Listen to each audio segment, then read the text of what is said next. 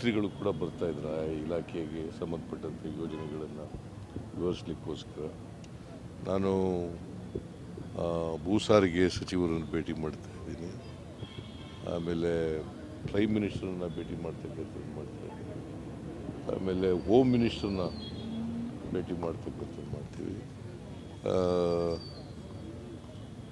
ಆಮೇಲೆ ಫೈನಾನ್ಸ್ ಮಿನಿಸ್ಟರ್ನು ಕೂಡ ಭೇಟಿ ಮಾಡಲಿಕ್ಕೆ ಪ್ರಯತ್ನ ಮಾಡ್ತಾಯಿದ್ದೀವಿ. ಹೋಮ್ ಮಿನಿಸ್ಟ್ರು ಇನ್ನೂ ಕೊಟ್ಟಿಲ್ಲ, ಡೇಟ್ ಕೊಟ್ಟಿಲ್ಲ, ಟೈಮ್ ಕೊಟ್ಟಿಲ್ಲ. ಕೊಡ್ಬೋದು, ಇವತ್ತು ನಾಳೆ ಕೊಡ್ಬೋದು. ಇವರು ಕೊಟ್ಬಿಟ್ಟಿದ್ದಾರೆ ಈಗಾಗಲೇ, ಯಾರು ಗಡ್ಕರಿ ಅವರು.